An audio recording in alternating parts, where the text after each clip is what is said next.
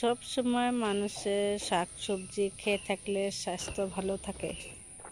নিজের বাড়ির শাকসবজি খাইতে যে কত স্বাদ সেটা বলাই অসম্ভব। সম্পূর্ণ অর্গানিকভাবে তৈরি করা হয় আমাদের বাড়িতে শাকসবজি।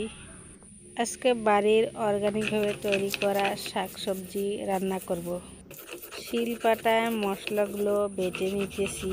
এখানে জিরা, মরিচ, রসুন, তারপরে পেঁয়াজ কুচি, এগুলো এইভাবে বেটে বেটে সুন্দর করে মিহি করে নিয়ে নিলাম। আমার মশলা বাটা প্রায় শেষ অবধি চলে এসেছে। আপনারা কে কোথায় থেকে দেখেছেন প্লিজ কমেন্ট করে জানান।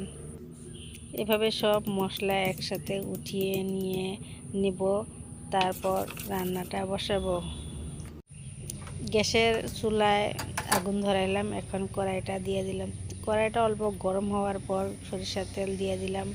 তেলটা গরম হওয়ার পর রসুন দিয়ে দিব। এখন পরিমাণ মতো সব মশলা দিয়ে দিলাম, হলুদ, নুন, সজের গুঁড়া, বেটে রাখা মশলা। এখন রসুন দিয়ে দিলাম, তারপর সজনা আর আলু কেটে রেখেছিলাম ওগুলো দিয়ে এখন আস্তে আস্তে নাড়িয়ে দিব। এভাবে নেড়ে নেড়ে তল উপর করে দিব যাতে মশলাগুলো সুন্দরভাবে মিশে যায় আর তেলের সম্পর্কটা যাতে সবার সাথে হয়। একটু তেলের মধ্যে কষিয়ে তারপরে ঝোল দিয়ে দিব।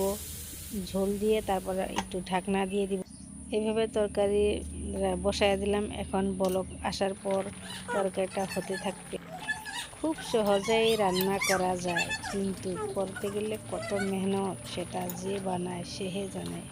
সজনের তরকারি আমার বলক চলে এসেছে, প্রায় হওয়ার পর্যায়ে গেছে।